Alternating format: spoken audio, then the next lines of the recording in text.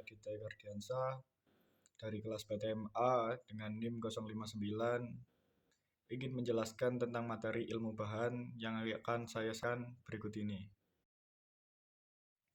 Berikut ini penjelasan tentang larutan padat atau disebut dengan solute solution. Suatu larutan terdiri dari dua bagian, yaitu solute atau terlarut dan solvent artinya pelarut. Solute merupakan bagian yang lebih sedikit, sedangkan solvent adalah bagian yang lebih banyak.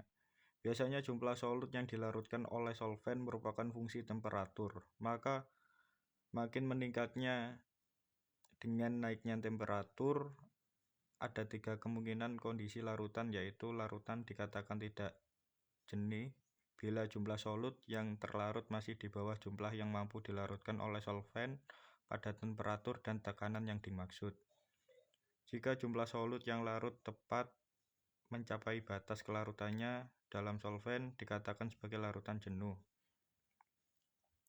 Dalam keadaan lewat jenuh ini, larutan berada dalam kondisi tidak equilibrium. Ia tidak stabil. Dalam jangka waktu lama atau dengan penambahan sedikit energi saja cenderung akan menjadi stabil. Dengan terjadinya pengendapan atau pemisahan solut hingga larutan menjadi larutan jenuh. Suatu solute solution atau larutan padat adalah larutan dalam keadaan padat, terdiri dari dua atau lebih jenis atom. Halaman 195 ada kondisi teknis, laptop saya sedang bermasalah.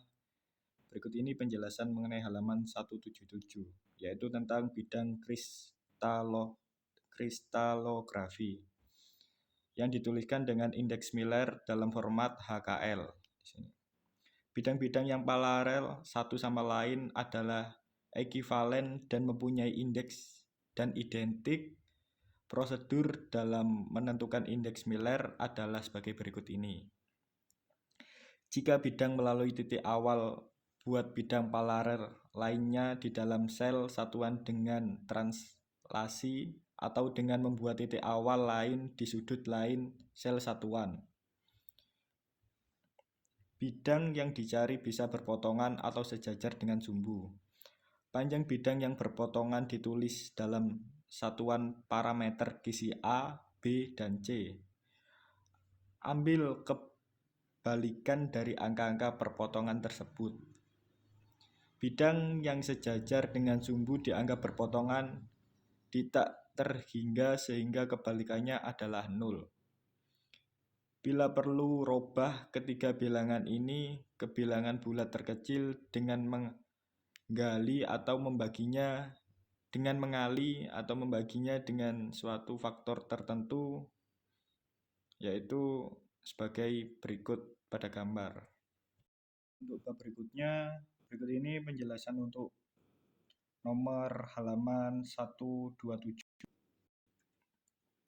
yaitu logam kubik pemusatan ruang.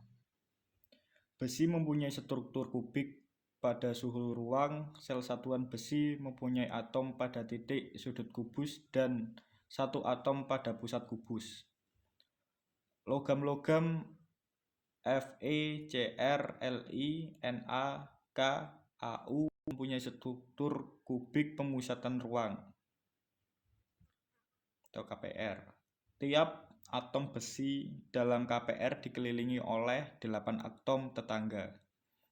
Hal ini berlaku untuk setiap atom, baik yang terletak pada titik sudut maupun atom pada pusat sel satuan.